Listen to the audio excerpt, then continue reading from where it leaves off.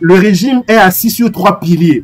La légitimité d'un régime est assise sur trois piliers. Comme un tabouret qui a trois pieds, par exemple. Donc, le peuple togolais est venu arracher, au fait, un premier pied. Après, le peuple togolais vient pour arracher un deuxième pied. Et il reste un troisième pied, au fait. Donc, qui est le pied, donc, de la légitimité morale.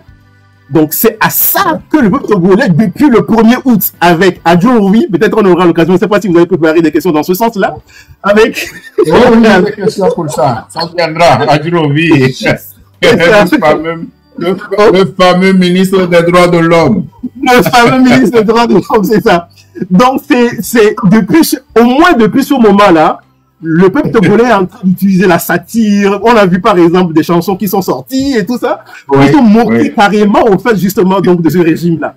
Donc le peuple togolais est en train d'attaquer présentement. C'est ça au fait mon analyse, mon point de vue à moi, d'attaquer justement cette légitimité-là pour dire en fait que mais seulement là, mais on sait que on est dans un pays qui est surendetté. On sait vraiment qu'on est dans un pays où il n'y a pas de la sécurité. Mais encore là, on est en train de voir que nos responsables font des pratiques vraiment de contre-nature. Mais on est dans quel monde là en fait finalement? Donc c'est ça que le peuple est en train d'attaquer. Et dans une famille, lorsque les enfants commencent à s'attaquer à l'autorité morale d'un des deux parents ou des deux parents, ça veut dire tout simplement que les enfants à un moment donné ne veulent plus respecter, ne pourront plus respecter l'autorité donc tout simplement donc de leurs parents. Donc c'est ça qu'on est en train de vivre. C'est ça. Merci, merci docteur. Bien, on évolue. Est-ce selon vous une stratégie réelle efficace? Et par exemple, certains considèrent que les rumeurs d'inceste entre Odilia Nyashingbe, fille de Madame Nyakade et Fort, ne sont qu'une distraction faute de preuves. Est-ce une diversion qui détourne de la lutte ou une méthode révélatrice de quelque chose de plus profond? Ah oui, vous avez raison, cher René. J'ai même suivi au fait un de vos lives où les gens disent non, on n'a pas encore de preuves, l'inconditionnel, tout ça. Il faut parler de l'inconditionnel. Moi-même, je l'ai dit, je prends ça au conditionnel, parce qu'on n'a pas de preuves. Voilà, oui, allez-y. Cher René, de vous à moi, dans un régime comme celui-là, on parle de quelles preuves encore, en fait? Qui apportera les preuves? Est-ce que ce sont les concernés eux-mêmes qui apporteront les preuves? C'est la question qu'il faut se poser. Non. Est-ce qu'on aura un porte-parole de ce gouvernement-là qui apportera des preuves? Qui apportera des preuves? Je crois que pour le moment, non. C'est quand ce régime tombera que toutes les vérités sortiront. Exactement. Et là encore, c'est que depuis très longtemps, mais ce régime n'a jamais démenti quoi que ce soit lorsqu'il est dans la boue et tout ça. Donc, c'est qui apportera les preuves? Non, effectivement, il faut faire une analyse nuancée en se disant que oui, on n'a pas encore des preuves formelles, mais ces preuves-là, on ne les aura jamais. En tout cas, à ce stade-là, on ne les aura jamais. Mais ce qu'il faut également considérer, c'est que si on était dans un état normal, dans un état de droit normal, cette affaire à elle seule suffit pour demander la destitution de ce régime-là. Tout à fait. Tout à fait. On est dans un régime qui n'est pas malade. Tout à fait. Tout à fait, ça seul. L'Assemblée nationale devait destituer le chef de l'État, ou bien comment vous appelez ça, président du conseil, ou bien président des cons, je ne sais pas. Oui, c'est parce que l'affaire qu'on a soulevée, qu'elle soit fondée ou pas, mais il faut d'abord qu'on ait des preuves. L'Assemblée doit demander des preuves. Et si on n'a pas des preuves, mais ça seul peut suffire en fait pour déclencher même une révolution. Même une révolution. Et ça, par exemple, ça s'est passé en Philippines. Ça s'est passé en Philippines en 1986, par exemple, oui. avec le couple présidentiel, et c'est ça, Ferdinand Marcos et de sa femme Imelda, par exemple, où le président Ferdinand Marcos avait des liaisons extra-conjugales, oui. On avait des scènes d'orgie, des scènes de n'importe quoi, des dépravations de mœurs à la présidence. cela a suffi pour demander justement que ce régime parte. Et en plus de ça, il y a eu un Ndja, d'un activiste ou d'un opposant politique, d'un Ndja. Les deux faits ont suffi pour demander la destitution donc de ce couple-là, de ce président Ferdinand Marcos, qui a fui pour pour aller en exil. Mais vous ne gênez pas dans un régime sérieux où il y a la vraie démocratie. Les députés, ce serait comment dirais-je, ils auraient engagé enfin, ils se seraient approprié cette histoire-là et ils vont chercher, et quand ils auront les preuves, eux-mêmes vont chercher.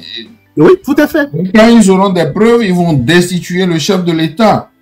Même dans ce cas, c'est ça, même dans ce cas, cher René, c'est même les organisations des droits de l'homme, des droits de la femme, parce que cette affaire implique la dignité de la femme. De la femme. Les organisations de la femme, des droits de femmes, peuvent et doivent normalement se saisir d'une telle affaire pour ne serait-ce qu'avoir de la lumière sur ces faits. Là, je vous donnais l'exemple du président Ferdinand Marcos. Même en Italie, on a suivi cette affaire aussi avec Silvio Berlusconi. Oui, c'est ça exactement. Donc, mais vous vous rappelez entre guillemets des orgies, des affaires de Bougambounga là, par exemple, avec des dépravations de mœurs sur des mineurs. Oui, dans ce cas, par exemple, en Italie, ça n'a pas entraîné une révolution, mais ça a demandé, ça a exigé justement donc de la part donc du Parlement de demander une destitution, tout simplement. Donc, voyez, ça c'est des choses très simples, normalement que les gens doivent faire dans notre pays là, en fait. Donc, on est gouverné, en fait, finalement, par un régime qui est qui est à contre-courant des valeurs de notre société. Et c'est ça qui est dommage. Ça qui est dommage. Vraiment dommage. Oh, vraiment, Togo. C'est pas possible, quoi. Bien, alors, si l'on prend ce scandale moral au sérieux, au-delà du manque de preuves formelles, que révèle-t-il sur le régime et son mode de fonctionnement? Oui, cher Aîné, on est en train de dire qu'on est dans un cas d'inceste là. Et le cas d'inceste est vraiment encadré même par des us et coutumes en fait dans nos pays africains. C'est vrai, on pratique en Afrique et je pense encore au Togo, cela n'est pas banni totalement dans certaines communautés. On pratique encore ce qu'on appelle le lévira, qui veut dire que lorsque vous perdez un frère dans la famille, qui a laissé sa veuve et ses enfants, un autre frère dans la communauté un autre frère dans la famille peut prendre cette veuve-là et les enfants pour faire quoi? Pour protéger la veuve et les enfants. Pour protéger.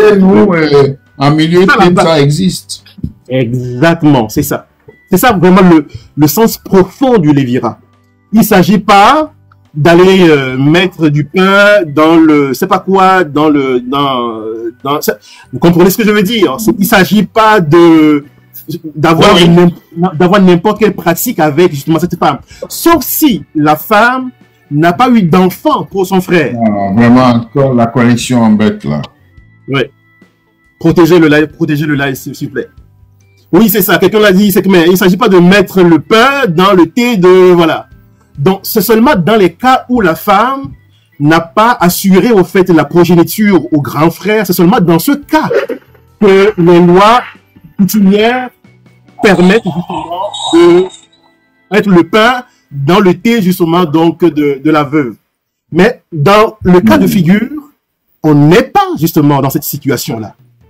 Donc, on est réellement dans un cas d'inceste, et c'est grave, qui est une inversion des valeurs et un manque de respect au fait de nos coutumes. Mais allons au-delà de ça, et je tiens tout de suite au fait à saluer d'abord. J'ai même fait une vidéo là-dessus, à saluer le peuple togolais qui n'est pas tombé dans l'amalgame, qui n'est pas tombé dans la confusion. Parce que dans cette situation, il y a une victime que nous devons protéger coûte que coûte. qui est Madame Nyakare.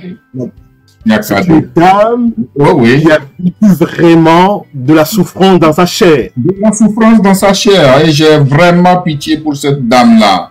Vous imaginez ce que ça signifie comme briser une personne, briser une famille.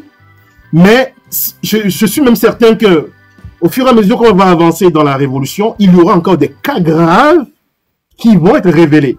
Donc, on est dans une situation où il y a quelqu'un qui n'est pas responsable, qui est irresponsable, qui n'est pas capable de maîtriser ses pulsions, qui n'est pas capable de maîtriser ses désirs sexuels, tout ce que vous voulez, qui brise la vie, justement, des gens. Et quand vous recoupez ce que je suis en train de dire à ce que j'ai déjà appelé, qu'on est dans un régime de gens formés de psychopathes, sociopathes, de pervers, on comprend tout. On comprend tout de suite, au fait. Parce qu'on est en face des gens qui n'ont pas de sensibilité. Qui n'ont pas cette sensibilité humaine qu'on appelle l'empathie. Qui ne peut pas sortir, avoir des rapports, vous comprenez, avec des gens. Qui, à travers des pratiques d'ordre sexuel, qui visent tout simplement, au fait, à briser donc la vie des gens. Donc, je tiens une fois encore à féliciter le peuple togolais pour sa lucidité de ne pas avoir mélangé vraiment les choses sur ce point-là. Maintenant, cela nous révèle que finalement, à la tête du pays, on a une structure de pouvoir, de fonctionnement qui est clanique, en fait. Je sors avec vous, je couche avec vous, je mets du pain dans le thé des gens et je promeus ces gens-là à des postes ministériels ou à des postes donc des hauts cadres dans le pays. Et c'est ça qui est dommage. Et moi, je voudrais que le peuple togolais élargisse sa vision, ne s'arrête pas uniquement aux concernés directs, c'est-à-dire au PC et puis les personnes qui sont directement impliquées. De voir à travers ça ce qui se fait à la tête du pays, en fait. Et c'est ça qui est dangereux. Je suis persuadé, et nous attendons parler de ça. Je suis persuadé que dans ce régime-là, il y a beaucoup de gens qui sont rentrés dans ce régime en faisant allégeance à ce régime à travers des pratiques sexuelles contre nature. Des gens qui ont vendu leur dignité, qui ont vendu leur honneur à travers des pratiques abominables pour occuper des postes dans ce régime-là. Vous savez, pour qu'un régime comme celui-là puisse tenir dans le temps, je ne suis pas anthropologue, mais les anthropologues vous diront qu'il y a au moins deux choses pour garder un tel régime. Par exemple, des pratiques sexuelles de contre-nature. Docteur, sur ce point, est-ce que nous n'allons pas dire que Faure est bien en train de suivre les pas, ou bien il suit les pas de son papa, parce que papa a eu des enfants extra-conjugales. Par exemple, Faure lui-même est un fruit de cette balade sexuelle du papa. Parce que la mère de Faure, je crois, c'était la femme de quelqu'un d'autre, que lui, il a pris et Faure est le fruit. On a d'autres exemples. Autour du papa de Faure. Je considère que de marcher sur les pas de son père. Je considère que pour lui, c'est pire que pour son père.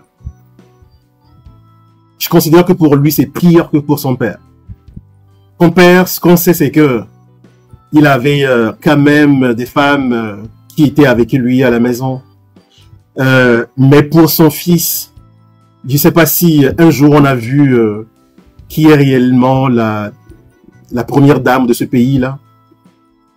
C'est vraiment, même ça aussi, ça suffit pour ne jamais élire un président. On ne connaît pas l'histoire, on ne connaît pas réellement l'histoire de ce jeune homme, de ce monsieur-là. Et sur le plan matrimonial, sur le plan affectif, on voit qu'il est entouré d'un gros vide affectif, d'une insécurité qui caractérise sa personnalité. Mais à ce niveau, j'aurais aimé connaître davantage, j'aurais aimé avoir beaucoup d'éléments sur son histoire, sur son enfance et sur son adolescence. Si je les avais, je le démontrerai en quelques minutes que ce monsieur-là, il a un gros problème. Mais j'ai peut-être pas besoin de ces éléments-là, mais les seuls éléments que j'ai à ma possession m'amènent à dire que ce monsieur, il a un gros problème pire que celui de son père. Et c'est dommage. C'est dommage. Et voilà. Et il s'est fait entourer des gens qui sont, en tout cas, qui sont de même acabit, qui ont les mêmes problèmes, des mêmes problèmes de personnalité que lui aussi. Mais je le dis sans le nommer spécifiquement que nous avons à la tête de notre pays des psychopathes, des sociopathes et des pervers. Je le dis, je l'assume parce que j'ai les preuves pour le démontrer. J'ai déjà eu l'occasion de le dire. J'aurai l'occasion encore de le démontrer prochainement. C'est vraiment regrettable qu'on ne connaisse pas qui est réellement la première dame de ce monsieur, de notre président, en tout cas de ce président, et qu'on a toujours tout le temps des rumeurs que voilà, il a multiplié des maîtresses ici et là. Si le peuple togolais, les jeunes togolais ne se réveillent pas, un jour on n'aura plus de femmes dignes dans ce pays-là pour se marier avec. Donc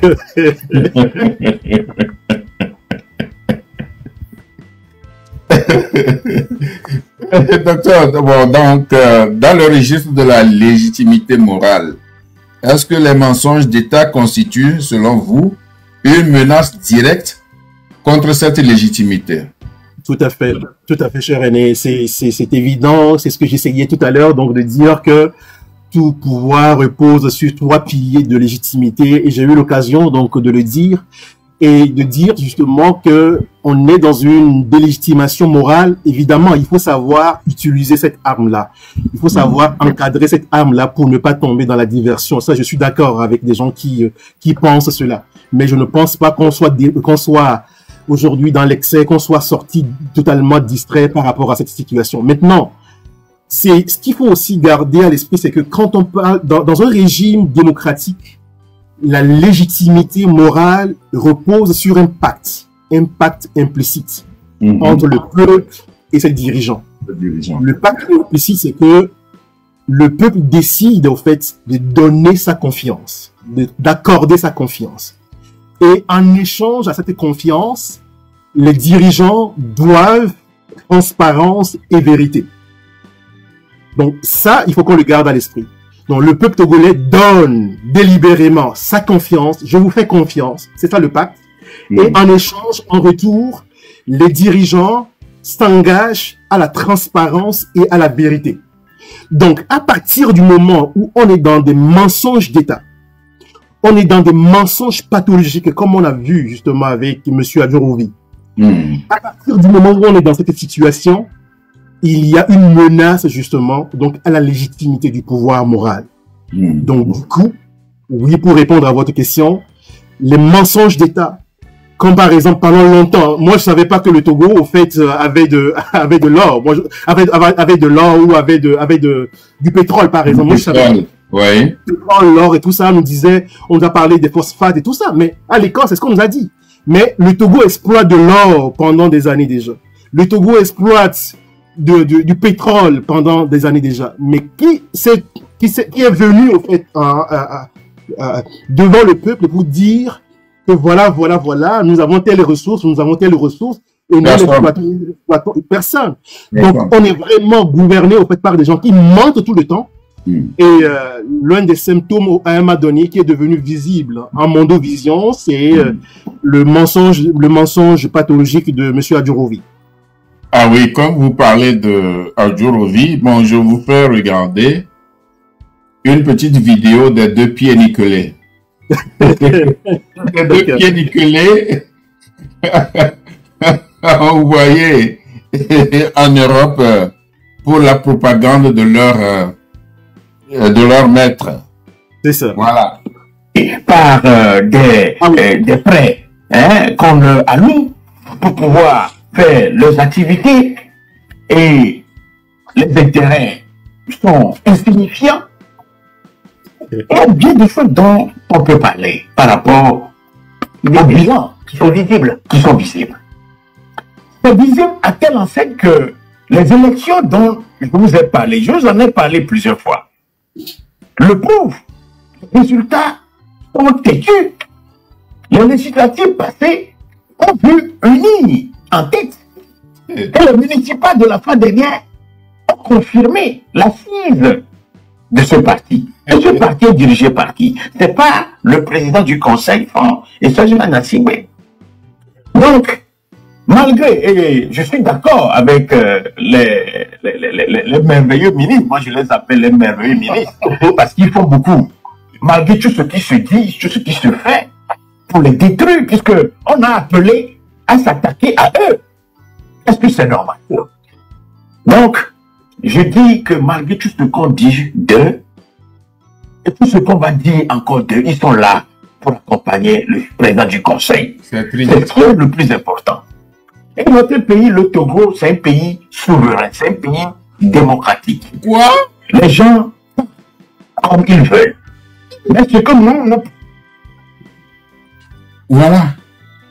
Les deux pieds nickelés envoyés en Europe pour faire la propagande de leur chef et de son système. Voilà. Alors, que dites-vous des mensonges tenus par le ministre togolais des droits de l'homme, Pacome Adjouroubi, sur les plateaux de France 24 et TV5? Bon, malheureusement, je vous ai fait voir que enfin, l'intervention du deuxième pied nickelé à Franck Bedji. Quelle lecture faites-vous de cette séquence devenue virale avec même des chansons de Togolais pour ridiculiser M. Adjouroubi et tout le régime? Que nos abonnés, que nos internautes continuent toujours à partager, s'il vous plaît. Restez vigilants, papotez, restez vigilants pour protéger notre live. Oh, cher aîné, je vais certainement revenir sur le cas de Monsieur Gilles Benoît Franck Bedji. Mais ils ne sont pas que deux pieds nickelés, ils sont trois. Donc, il y a le ministre de l'Enseignement supérieur et de la Recherche, Monsieur Bachamba, qui était le troisième donc du trio de la délégation qui a fait sa tournée médiatique en Europe pour effectivement faire la propagande et défendre l'image du régime. Et ça, il faut que le peuple togolais garde ça à l'esprit. C'est-à-dire le but justement de la tournée, c'est quoi? C'est pas pour aller dire quoi, c'est juste pour aller défendre l'image du régime. Je dirais même l'image narcissique donc du président du régime. Premier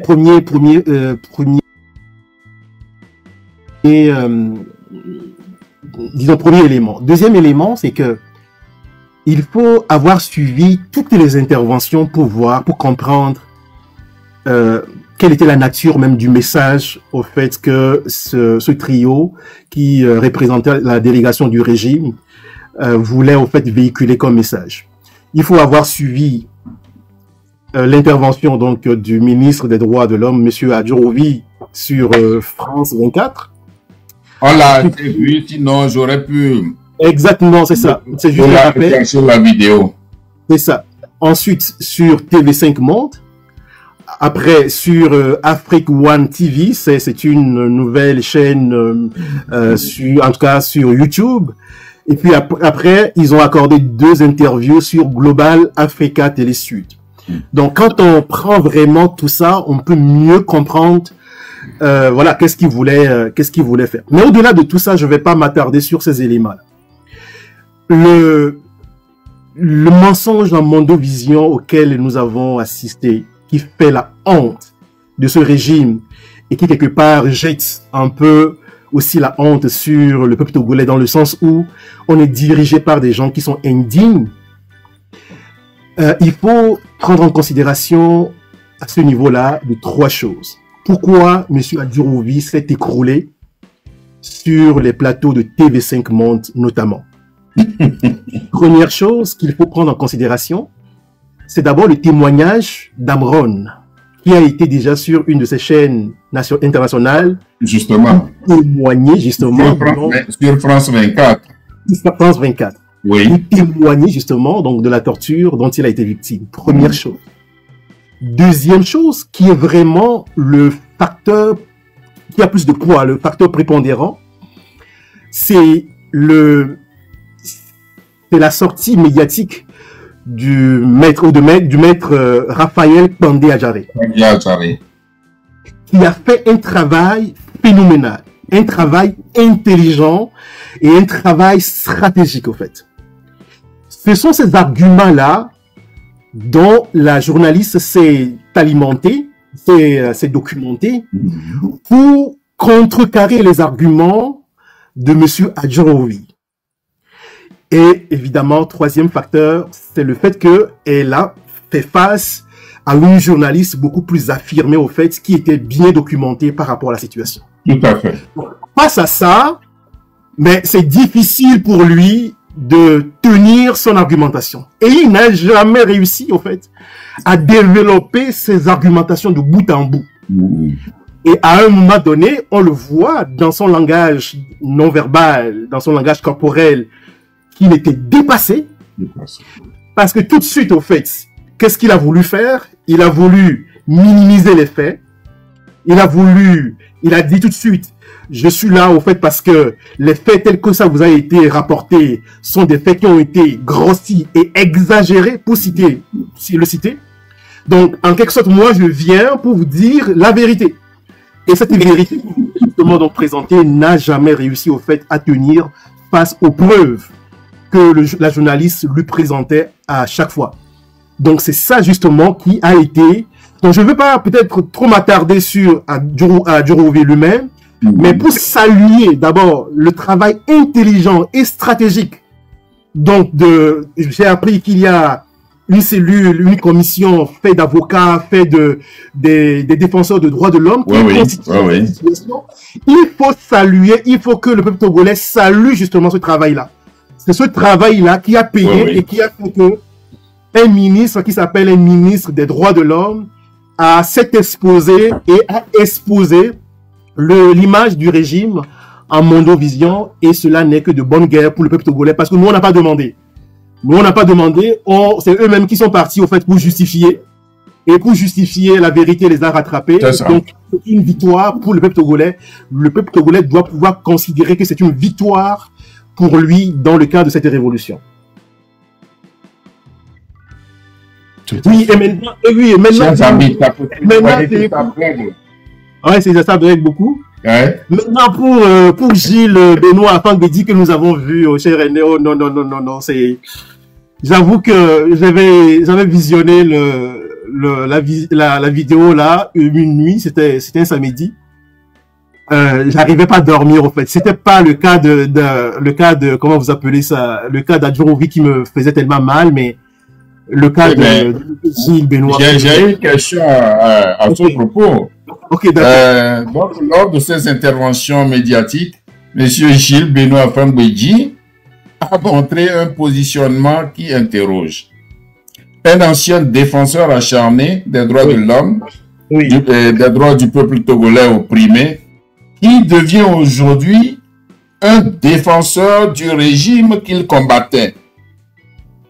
Cet homme-là, est-ce que vous, docteur Cyril, est-ce que vous le connaissez? Et surtout, que vous inspire ce revirement à 190 degrés, à 180 degrés? 180, c'est ça. 360 même. Je ne le connais pas directement, mais c'est quand même loin des modèles pour nous, en fait, dans les années 2010. Moi, je quittais le pays définitivement autour de 2014-2015. Mais c'était l'un de nos modèles à nous, en fait. D'abord, moi, je suis très sensible à l'art oratoire. Et on sait que ce monsieur, c'est quelqu'un qui avait un bel art oratoire, qui soignait la forme et le fond. c'était vraiment des élites pour nous. En fait, c'était des modèles pour nous. Et au-delà de ça, je le connais comme étant un pratiquant religieux. Et à l'époque, c'était un honneur pour le Togo, pour nous la jeunesse, de savoir que il y avait un défenseur des droits de l'homme, un avocat togolais qui était impliqué dans la défense du président Laurent Gbagbo à la CPI, par exemple. Donc, tous les gens, il y en a beaucoup qui étaient vraiment des modèles pour nous. Et tout d'un coup, d'un jour au lendemain, de voir ce monsieur dans cette position-là, c'est un coup de massue reçu sur ma tête, sur la tête. Ça fait très mal. Mais au-delà de ça, au-delà de ce que je peux ressentir, je me suis formulé 3 questions. Je me suis posé 3 questions. C'est vrai, peut-être que j'ai pas tous les éléments de réponse, mais je me suis demandé, d'abord, si on regarde son intervention tout au long, justement, donc, de cette, sur le plateau d'Africa One TV, c'est seulement vers la fin qu'il a été convaincant. Je l'ai d'abord vu quelqu'un qui hésitait beaucoup, qui ne maîtrisait pas vraiment ses arguments. J'ai même vu en lui quelqu'un qui était une élite, quelqu'un de très intelligent. J'ai vu en lui quelqu'un qui a rétrogradé, qui a une régression intellectuelle. Parce que c'est pas le même homme. Oui, mais c'est difficile de mentir. C'est difficile de mentir, mais vers la fin, je me suis demandé, parce que vers la fin de son intervention à lui, quand on lui a donné la parole, il était devenu plus convaincant quand il fallait justifier le lancement du mandat d'arrêt international contre les blogueurs et contre d'autres acteurs politiques, notre aîné Ama, notre aîné Ferdinand et tout ça. Quand il fallait défendre ça, il était devenu pertinent. Je me suis demandé, est-ce que le régime voulait utiliser sa légitimité, sur ses compétences, sur le plan du droit international, et c'est pour cette raison, justement, qu'il a fait partie, donc, du trio. Ça, c'est l'une des interrogations que je me suis posée. La deuxième question que je me suis posée, c'est que, est-ce que c'est pas peut-être un signe que, bon voilà, il a peut-être reçu une promesse de poste ministériel dans le gouvernement qui va peut-être venir, on ne sait pas quand. Est-ce que c'est parce que on le pressent, on lui a fait une promesse ministérielle ou tout au moins à un poste de haut fonctionnaire donc dans ce régime-là, que on l'a vu zélé dans la défense justement donc de ce régime. Ça c'est une deuxième interrogation que je me suis formulée. Et puis la troisième interrogation, c'est, on sait comment ce régime-là utilise les nouveaux repentis, les zélés, c'est-à-dire que ceux qui étaient dans l'opposition ou dans la société civile avant, qu'on a coopté, qu'on a pris, on sait comment justement ce régime les utilise. C'est peut-être à travers lui une façon d'envoyer ce message à la population, mais regardez, même parmi vos leaders politiques, parmi les défenseurs qui sont dans l'organisation de la société civile, mais nous, on est capable de les corrompre. Donc, vous voyez, c'est ça. Donc, c'est une façon de jeter, au fait, des soupçons, un discrédit sur la population pour que la population commence à douter encore voilà la preuve que nos leaders ont toujours été à l'abattoir, comme on appelle à la mangeoire et puis à l'abreuvoir. Voilà la preuve, justement. Donc, on ne peut plus faire confiance, donc, à ceux qui étaient nos leaders hier. Donc, pour faire douter justement la population. Donc, on peut convoquer plusieurs pistes d'explication, de raisonnement pour comprendre pourquoi il a été commis pour être dans ce trio-là, dans cette délégation-là. Mais au-delà de tout, c'est vraiment pathétique pour lui-même. C'est vrai, c'est un coup de massue pour nous, mais nous, le peuple togolais, il a les yeux ouverts maintenant pour faire la part des choses. Mais c'est un déshonneur pour lui, un déshonneur pour tous ceux qui ont trahi la lutte, saboté la lutte jusqu'à aujourd'hui. Et je pense que dans ces derniers jours que nous sommes en train de vivre, il devient le modèle, il devient le symbole des traîtres, des gens qui ont trahi, au fait, la confiance du peuple. Mais je ne pense pas que le peuple togolais les calcule encore aujourd'hui. On ne le calcule pas. Le peuple togolais reste focus, reste concentré sur la révolution. Et demain, je pense que la suite de la révolution donnera raison au peuple togolais et fera jeter la honte sur ceux qui ont saboté, trahi la lutte et les aspirations togolaises jusqu'à aujourd'hui. Ouais. Merci, docteur. Bien, en guise de projection, comment faire avancer la révolution togolaise en capitalisant sur la délégitimation morale du régime? Le peuple togolais le fait très bien déjà. Et je voudrais tirer chapeau au fait au peuple togolais. Il le fait très bien. J'ai eu tout à l'heure à souligner que le peuple est resté vigilant, lucide, pour ne pas faire de l'amalgame entre les choses. Voyez-vous, il faut utiliser la satire comme nous l'avons vu, le peuple togolais qui invente donc des chansons pour se moquer donc de ce régime-là. Il faut, pour capitaliser justement sur la délégitimation morale, il faut quand même encadrer cela. Il faut l'encadrer. Les gens pensent que c'est le régime qui fabrique les actualités pour piéger M66 et tout ça. Bon, peu importe. Même si c'est le régime qui le fait, nous sommes dans un jeu stratégique. Si le régime avance des pions, il faut que nous aussi nous puissions avancer vraiment des pions, utiliser au fait les mêmes pions que le régime pour l'affaiblir. Ça, c'est très important. Donc, moi, je demanderais au fait que le M66 monte, si possible, une cellule de veille médiatique qui s'occupe de ces cas-là. Parce qu'il y aura encore des affaires qui vont sortir, des affaires louches, des affaires immondes qui vont sortir. Et pour ça, il faut saluer le travail que fait notre aîné Ferdinand Haïté, un journaliste d'investigation vraiment, vraiment expérimenté. Alors, quand les affaires comme ça vont sortir, il ne faut pas les jeter comme ça. Il faut qu'il y ait une cellule qui s'en occupe pour donner l'orientation stratégique que nous voulons, l'interprétation que nous voulons donner au fait à ces affaires-là. Pour que le peuple togolais, justement, ne déborde pas dans la distraction, ou ne déborde pas dans le divertissement, dans la bérétisation avec ça. Donc, il faut vraiment utiliser, justement, donc, ces affaires louches-là, une fois encore, pour fragiliser la légitimité morale de ce régime jusqu'au bout. Et une fois encore, le peuple togolais fait déjà un travail formidable dans ce sens-là. Vous voyez, dans le cas, par exemple, de la révolution morale et politique en Philippines, les Philippins utilisaient, par exemple, les costumes et les chaussures que le président Ferdinand Marcos avait acheté à grand prix, à des prix vraiment exorbitants, les utilisaient comme des symboles et ralliaient justement donc à ces symboles-là des revendications précises. Donc, il ne faut pas simplement jeter ces affaires louches-là comme ça, mais il faut savoir les relier à quelles sont nos revendications réelles pour que le peuple ne soit pas distrait, le peuple ne soit pas désorienté par ces affaires-là. Sinon, une fois encore, on aura encore ces affaires louches, immorales, tout au long donc de la révolution, et c'est à nous de savoir encadrer cela. Merci, professeur. Je crois que nous arrivons à la dernière question que je vais vous poser, mais en attendant, on voit cette affiche.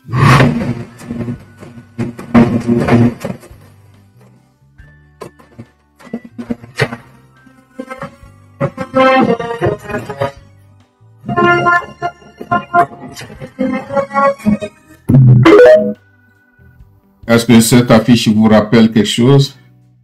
Oui, cette affiche me rappelle la grande mobilisation nationale qui s'annonce le 30 août, qui correspond à une date historique pour notre peuple. Et il faut que, ce qui est intéressant, c'est de voir à quel point nous avons un M6 qui réfléchit, qui est entouré pour savoir choisir les dates qui parlent à l'inconscient collectif du peuple togolais pour mobiliser les énergies, les vibrations du pays, donc pour demander définitivement donc à la population togolaise de sortir massivement. Et je pense que ça va être loin des tests du peuple togolais. Bien, docteur, j'en arrive. Vous aurez le temps de répondre de faire vos commentaires, de faire vos analyses sur la manifestation prochaine. Le Front citoyen Togo Debout de monsieur David Dossé a fait hier mardi à Lomé un point de presse et a lancé une opération Togo mort ce samedi, c'est-à-dire samedi qui vient dans 2 jours, dans 3 jours. Bien avant Togo debout, le M66, dans son live de dimanche dernier, a lancé une manifestation d'envergure nationale que Togo debout a d'ailleurs soutenu dans son point de presse. Bien, Togo mort un samedi. Oui. C'est bon ou contre-productif? C'est d'abord la première réaction que j'ai eue, oui. Et ensuite, je vous demanderai plutôt de faire une analyse approfondie et plus élargie sur la manifestation du 30 août. Pourquoi 30 août a été choisi pour cette manifestation? Et quel message auriez-vous à lancer d'abord au M66, puis ensuite au peuple souverain du Togo? Ça fait beaucoup de questions, cher René. Je vais quand même essayer de les hiérarchiser dans ma tête. Mais tout d'abord, il faut saluer cette initiative des organisations de la société civile togolaise. J'ai d'abord eu une première réaction quand j'ai vu la date, quand j'ai vu le 16 août. J'ai tout de suite, au fait, consulté mon calendrier pour me demander, mais est-ce que ça tombe sur un vendredi ou est-ce que ça tombe sur un autre jour? Et j'ai vu que ça tombe sur un samedi. Je me suis posé la question, mais pourquoi un samedi? Mais déjà, c'est quand même un premier signe qui est pas mal. Je suis au Québec et les Québécois qui ont souvent l'habitude de dire pas mal, pas pire, pas pire. Donc, pas pire. Donc, oui, mais c'est un début pour toute chose. C'est un début. Donc, moi, je salue d'abord ce que moi je voudrais. C'est pas la date en elle-même, au fait, qui m'interpelle tout de suite, mais c'est l'initiative qui a été prise que je salue et je voudrais remercier les organisations de la société civile d'avoir pris cette initiative-là, parce qu'on est dans un paysage, dans un contexte sociopolitique où tout est verrouillé. Tout est verrouillé. Toute manifestation pour exprimer nos opinions, pour manifester, tout est verrouillé. Et à un moment donné, il faut lancer justement des appels à une désobéissance civile. Moi, je considère que jusqu'à aujourd'hui, on n'a pas encore suffisamment tiré les conséquences de ce que ça veut dire qu'on est dans un État ou dans un pays où il n'y a plus un État de droit.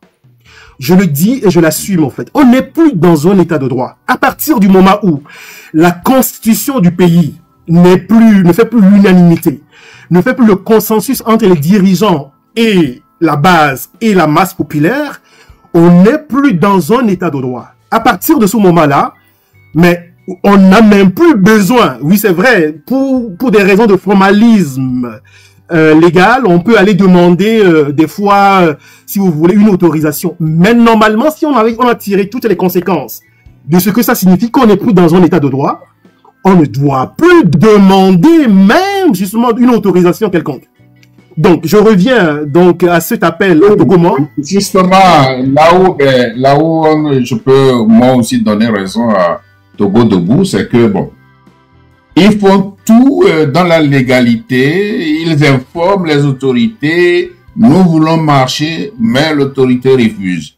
Ouais. Alors, ils ont le droit ce Togo est mort le samedi. Bon, pour moi, ce samedi, pourquoi ne pas l'organiser un jour ouvré où peut-être les fonctionnaires et autres vont rester à la maison. Mais au Togo, c'est pas évident aussi.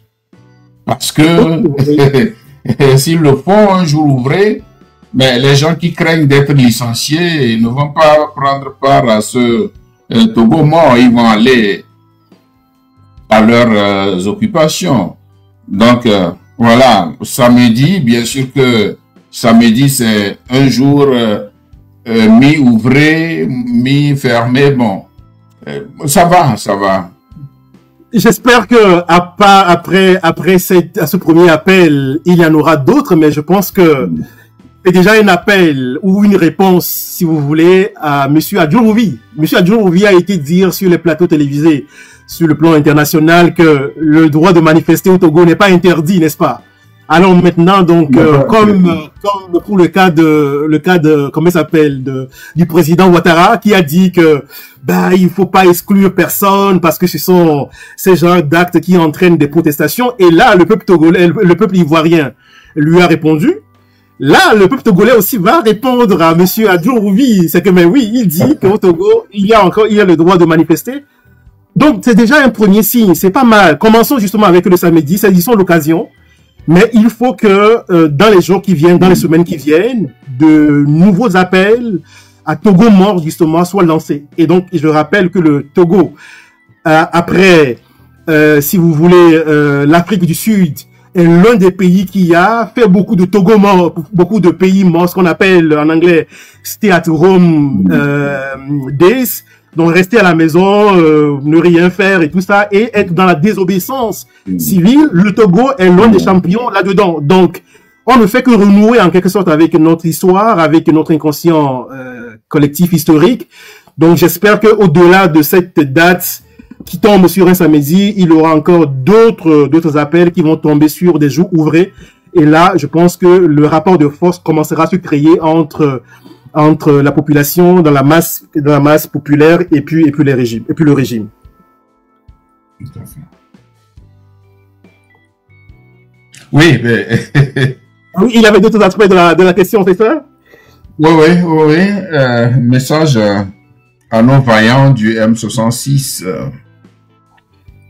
Et j'ai demandé pourquoi la date du 30 août est-elle choisie par le M66 et quel message à ce vaillant M66 et quel message au vaillant peuple du Togo. Ouais. Alors, je sais pas comment ils ont été inspirés pour choisir le 30 août, mais ce que je sais, c'est que, et là, il faut que ce soit des messages qui rassurent le peuple togolais. Que on a vu le M66 qui n'était pas encore M66, qui était juste un collectif de blogueurs au début, et qui faisait des sorties, des choses vraiment extraordinaires, mais il y avait quand même quelques petits ratés, mais c'est correct là, parce que dans une révolution, il faut jamais s'attendre que les choses soient parfaites, totalement parfaites. Mais on a vu ce collectif de blogueurs au départ, qui devient un groupe structuré de leaders, un groupe structuré justement, donc d'activistes, de leaders, peu importe le nom qu'on leur donne aujourd'hui. Oui. Donc, je sais que ils sont entourés quand même par des cellules de réflexion, des commissions de réflexion, donc c'est déjà rassurant et il faut que ça rassure le peuple togolais que on n'est plus entre guillemets dans n'importe quoi là. C'est-à-dire qu'on se soucie vraiment de la réussite de cette révolution, que M66 met tous les moyens à sa disposition pour que cela puisse réussir. Et qu'il y a des gens, qu'il y a des élites, qu'il y a vraiment des aînés sages, expérimentés, qui les entourent et qui les conseillent. Et maintenant, concernant la date du 30 août, cher aîné, je vous ai dit dès le départ que vous êtes une bibliothèque vivante pour nous. Donc, vous pourriez compléter l'aspect historique. Pardon, vous dites? Oui, c'est ça. Une fois que je dis ça, maintenant, je dis, à part ce travail formidable qu'ils sont en train de faire, je sais qu'ils sont entourés quand même par, des collèges de sages et tout ça. Et donc, qui leur ont certainement insufflé, je pense, la date du 30 août.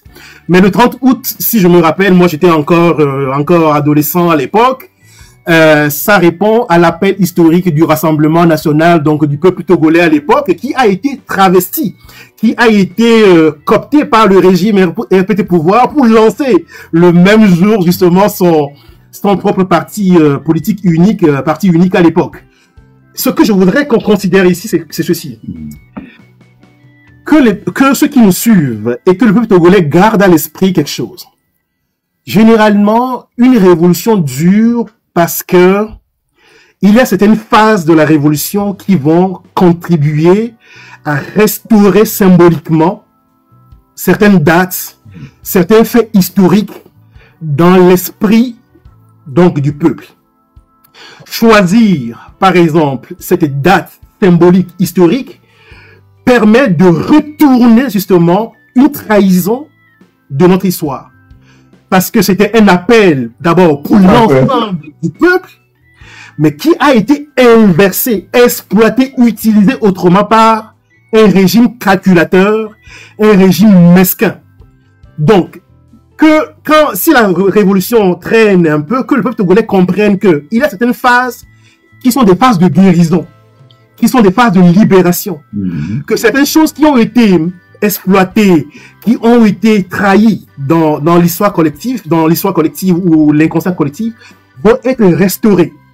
Et de même, une révolution, c'est une phase où il y a une libération des capacités de résilience, de créativité du peuple.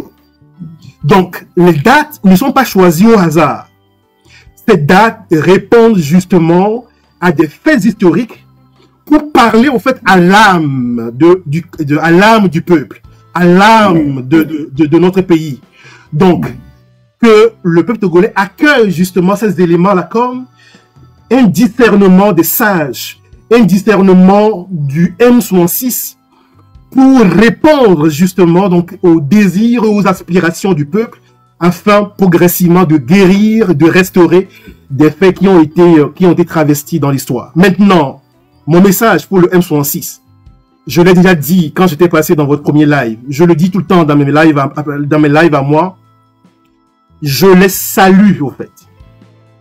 Le peuple togolais ne peut pas imaginer le travail titanesque, le travail extraordinaire qu'ils sont en train de faire. Ce ne sont pas des hommes politiques, ce ne sont pas des leaders politiques. Ils n'ont jamais été dans des écoles, quoi que ce soit. Ils utilisent tout simplement leur connaissance, leur talent, au fait, pour faire avancer une lutte qui est une lutte collective. Je trouve qu'on est des fois trop sévère avec eux. Que le peuple togolais baisse un tout petit peu ses exigences et son impatience vis-à-vis d'eux. Le travail qu'ils sont en train de faire, il est un travail qui est structuré, structurant. Et ça, je pense même qu'au départ, peut-être que le régime les sous-estimait, les minimisait. C'est tout comme le régime avait sous-estimé Tipi Achadam. Tout à fait.